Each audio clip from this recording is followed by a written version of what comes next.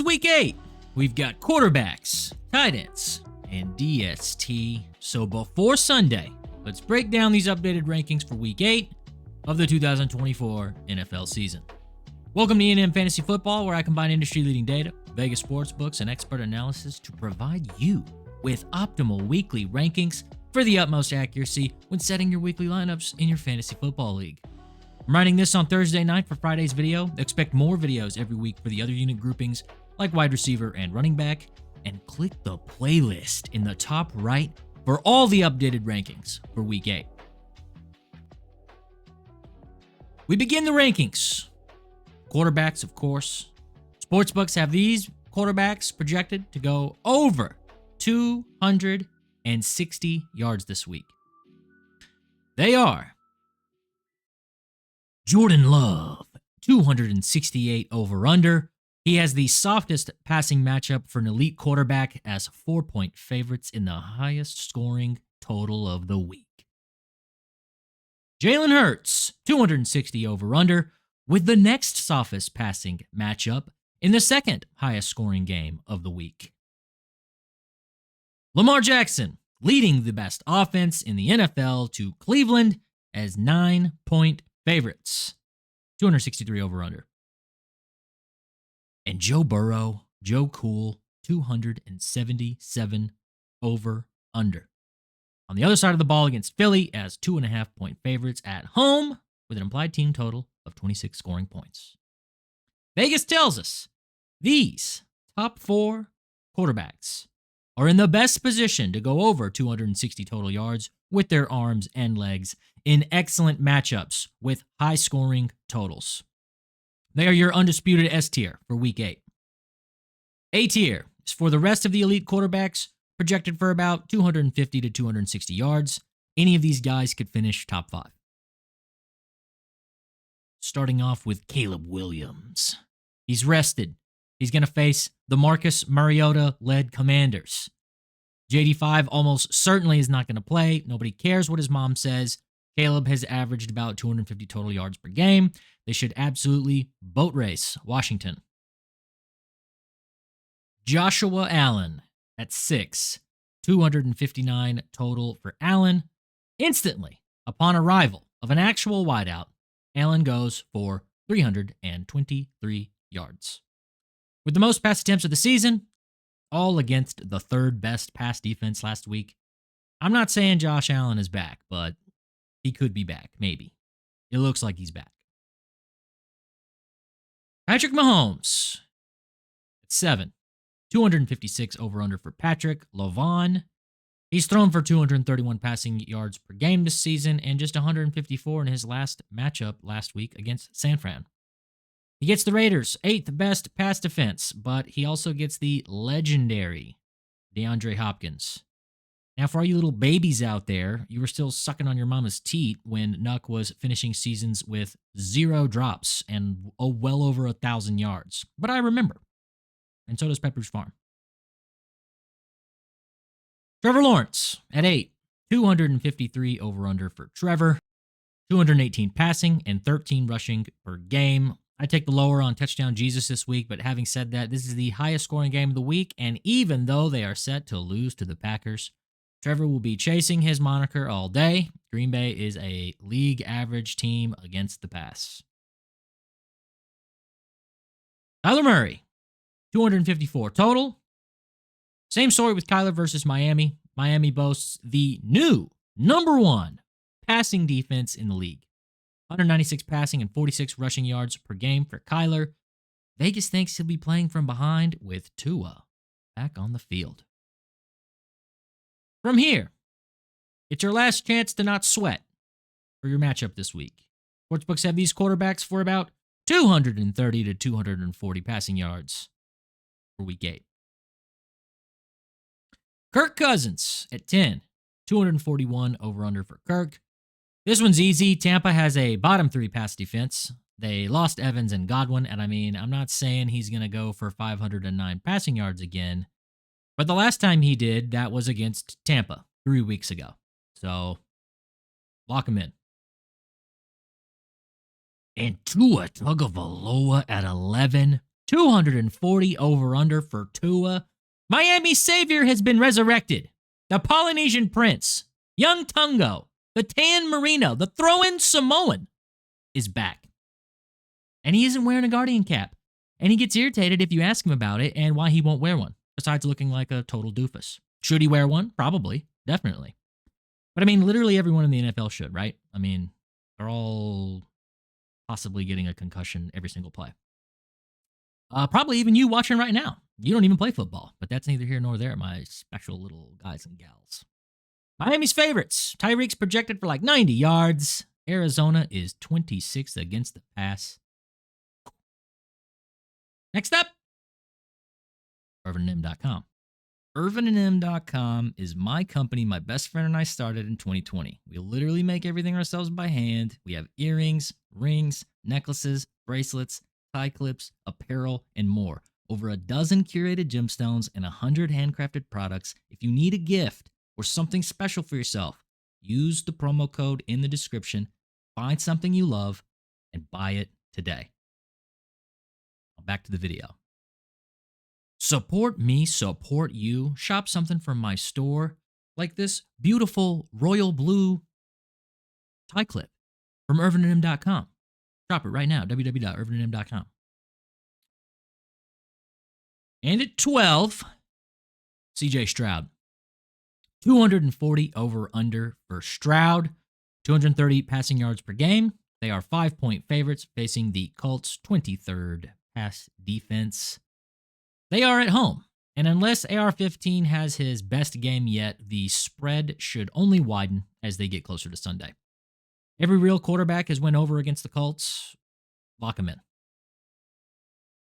Brock Purdy, 242 yards, 263 yards per game for Peter Pan. He's just over 50% for overs and unders. And Dallas is 50-50 as well on quarterbacks going over. They are 19th against the pass, though, and the Niners are favorites. But it is worth mentioning they will be without Debo and Ayuk. It's a tiny bit concerning.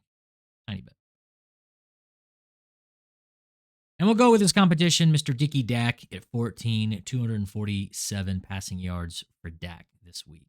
I mean, aside from the org spiraling at the hands of the meat watcher, shout out Jamie Foxx, Dak's 3 for 6 on overs, and the Niners are 4 for 7 on quarterback overs. So their league average against the pass, I mean, unless everything goes wrong, he should be slinging it as they, play from behind.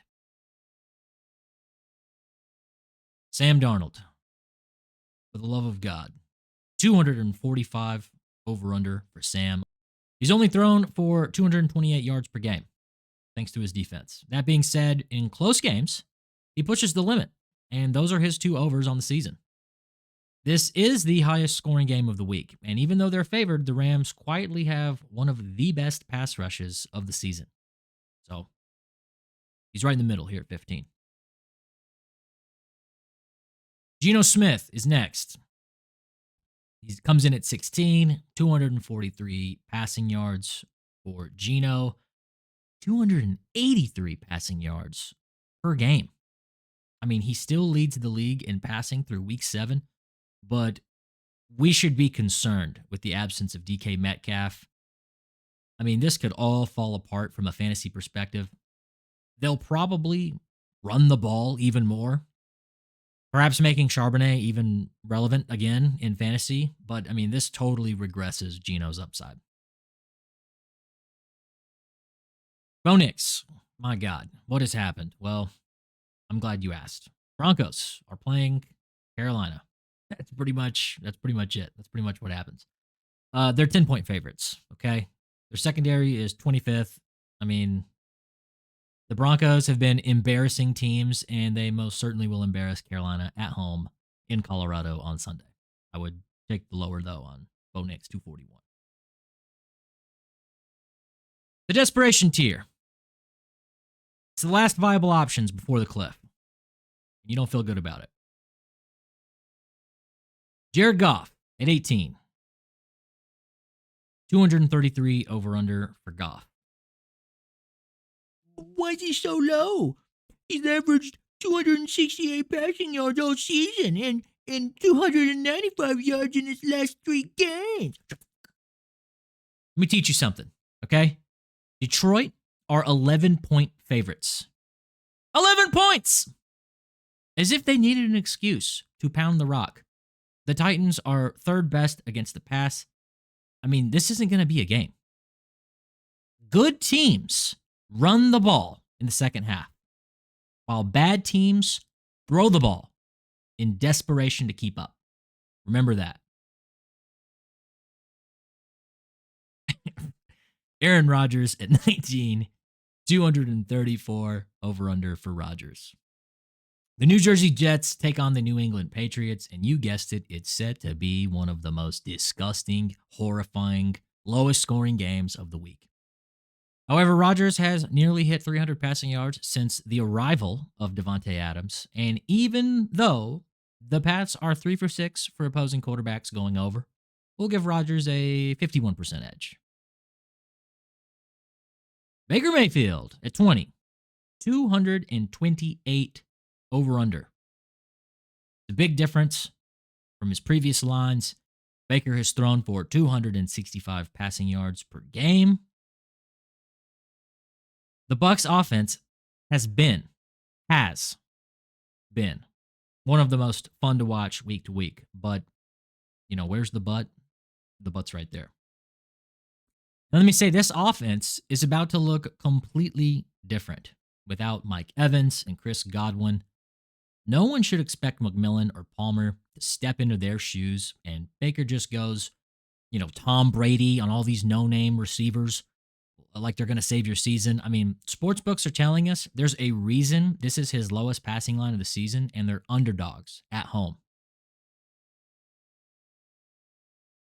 Jameis Winston at 21, 225 over-under for Winston. Some books have Winston as high as 230 passing. I mean, it's his second full start, and I don't even know when. There's a reason he's a backup. Now, he's better than some of the starters this season, in my opinion. That's where he's at, 20, and not 32, or 21, and not 32. But the takeaway here isn't how mid Jameis Winston is, or even that he faces the Ravens' worst secondary in the league. They don't have any chance to win this game. That's all it comes down to. For fantasy, Winston's going to sling that thing, out of pure desperation, and, he'll probably get some interceptions. Does that count against you? Probably. Check your fantasy league settings. Anthony Richardson, for the love of Christ, 223 over-under for Anthony, 186 passing, 37 rushing. That's his line.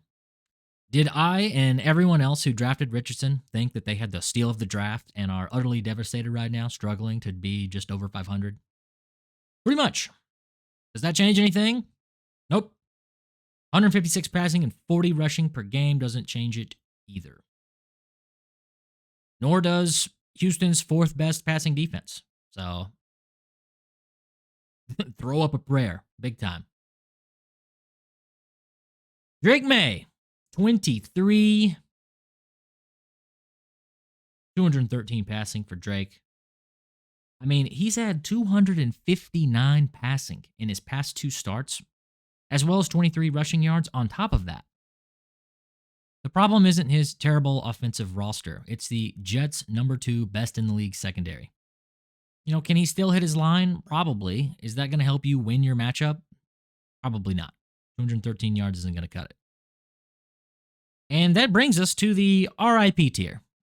It's less than 200 yards from here. These fools are basically unstartable. Daniel Jones, Justin Herbert, Russell Wilson, Marcus Mariota, Mason Rudolph, oh my God, Gardner Minshew, Spencer Rattler, Bryce Young. I mean, you know what I'm saying? Throw them all in here. Good luck. Let's do the tight ends. We have 4 S-tier tight ends this week. They are Brock Bowers, 62 over-under. He's the best tight end in football. Imagine if he was on a different team. Good Lord. George Kittle, 55 over under. No Debo, no Ayuk. History tells us when this happens, he goes for 90 yards. David Njoku, 52 over under. He's the only viable player facing the league's worst pass defense. And Travis Kelce, 63 over under. It's the highest line of the week for a tight end. I mean, I don't make up these lines. It's 59 yards per game in his last 3 contests. I mean, that's pretty good. If these rankings were based off my opinion, I mean, perhaps he'd be in the A tier, but at the end of the day, I'm a hairless ape, and sportsbooks spend billions of dollars to understand and forecast the future. So, these top 4 tight ends are all projected to be in the best position by Vegas sportsbooks to go over 50 receiving yards this week. That is the highest amount for week 8. They are your elite S tier tight ends. Don't be scared. The next tier is for the rest of the tight end ones, projected for about 40 to 50 yards. Any of these guys could finish top 5, but they obviously have lower floors than the guys above. Trey McBride at 548 over under for Trey. Look, Miami boasts the number 1 pass defense through 7 weeks. Only 2 tight ends have went over when facing them. But I mean, if Hunter Henry and Noah Fant can, I mean, McBride can too. He's literally 3 times better than those guys. So, don't be too afraid. Evan Ingram at 6. 48 over under for Ingram. 47 yards per game, albeit only 3 games played. The Packers are 50-50 on opposing tight ends, but I stand by him, Brian Thomas, and Tank Bigsby being the entire offense. He should be fine.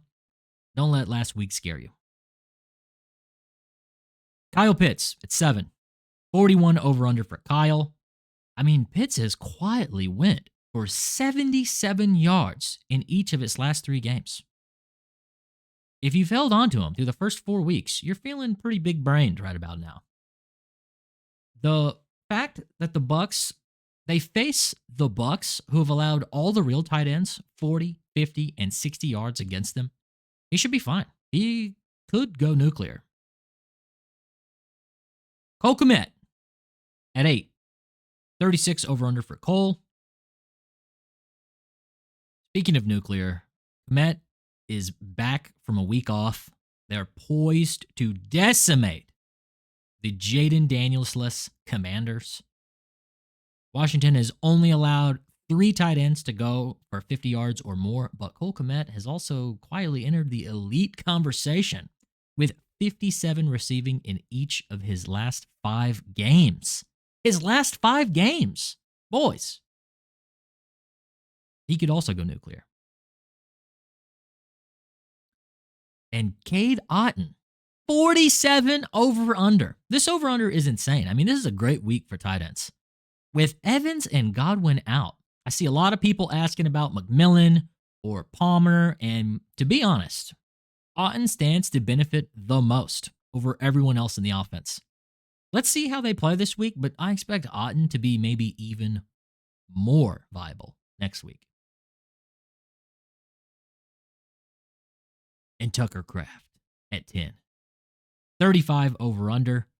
His over under is a little bit low. He's averaged 38 yards per game. Couple that with the fact that every single real tight end who's faced the 31st worst Jacksonville Jaguars secondary has went over against them. I mean, he should be fine. Jake Ferguson at 11. 45 over under for Jake. He fell on his face along with the rest of the Cowboys in week 6. They've had a week off. They're rejuvenated. And they're trying to bounce back against San Fran. They will probably lose, but Jake has averaged 48 yards per game, which is really good. And the Niners, in their last 3 contests, have allowed each tight end to go over 50 yards. So, you should be fine. And at 12, Sam Laporta.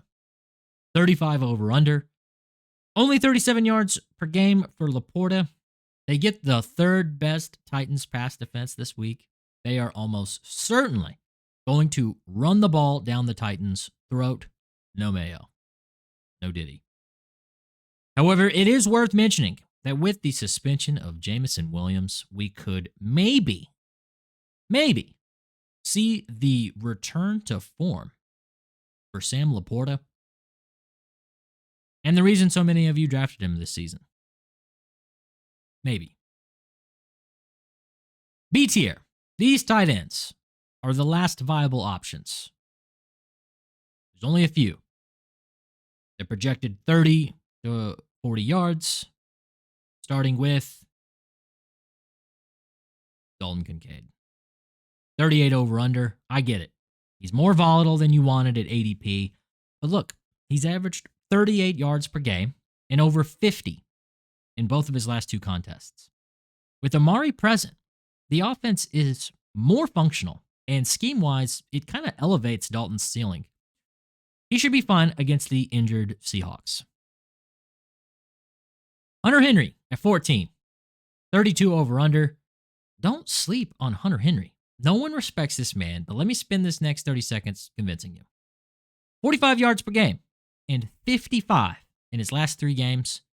May has targeted him successively more in each of his starts per game. The Jets' pass defense puts him at 14, but don't sleep on the big man. They are rookie quarterbacks, best friends in the middle of the field, and the Jets are 23rd across the middle.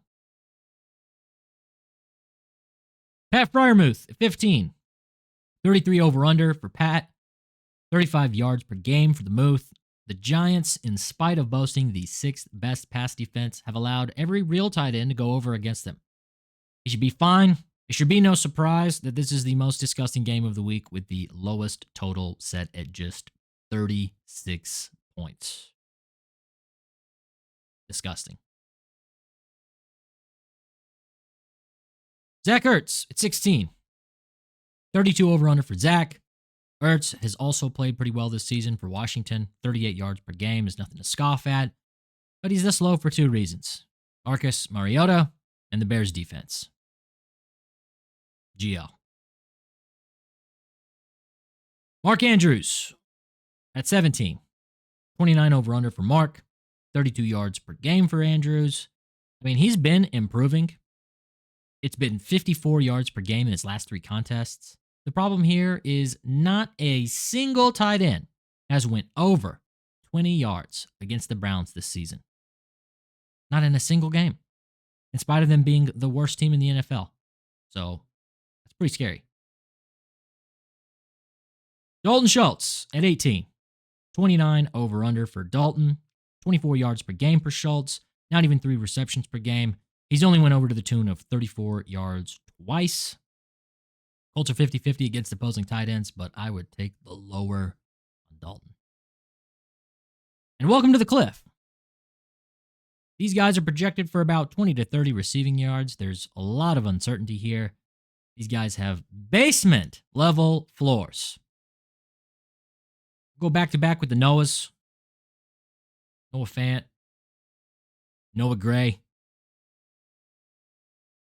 At 19, he has also quietly went for 64 yards in his past 2 games, and very well may continue that with the absence of DK Metcalf. However, it's just as likely that the entire offense completely crashes back down to earth against the Bills without their star receiver. And for the other Noah, it's another coin toss. He's went for 30 yards per game, but 45 in his last 3 contests. I mean, that's pretty good, but the volatility of the Chiefs' offense, the Raiders' stout pass defense, and the arrival of Hopkins will almost certainly temper his streak. Will Dissly. I mean, I don't even want to talk about him. I don't even have a picture. He just had an 81-yard game against the Cardinals. I don't care. The rest of his games were 22 yards per game. I mean, a blind squirrel catches a nut every once in a while. Isaiah Likely at 22. 25 over under for Likely. Likely, just like Andrews, has to face the best defense against tight ends. So I don't know if you take away his only good game in week 1. I mean, he's only averaged 17 yards per game. That's worse than Disley. Not good. Not good. For these tight ends, though, I mean, it's Jover. It's RIP. They're unstartable. Anyone not on the ranking now, throw them in there and cry about it in the comments to me, and I'll try to make you feel better. Conklin. Jawan. Janu. Everybody. Jatavian. Chig. TJ Hawkinson. Gesicki. Taysom Hill. Theo. It doesn't matter who. They all go here. It's bad. I'll throw up your DST rankings on the screen now for all the sick and infirm. And I'll put your quarterbacks and tight ends back on the screen as well. Look it over. Leave your questions and comments down below. And sincerely, I hope this helps everyone watching. Thanks for your time. Subscribe. Only 6% are subscribed. And we get over 160 of you returning viewers each week, each video. That's double the current sub count. Support me, support you. Sub and turn on post notifications so you can see all the videos each week before submitting your lineups. It's free, so it's a good value. And if you want to help feed my family, check out my store, www.ervinm.com. We're a two-man show at E&M. My partner and I do everything ourselves with our own hands, from the website to fabricating the products to packing, shipping, responding to live chat, everything. There's no better way to support me than by buying a gift or something special for yourself. Everything is handcrafted from limited stock here in North Carolina by us. We ship anywhere in the U.S. Don't forget to use the promo code. Thanks again if you're still with me. Watch some more videos.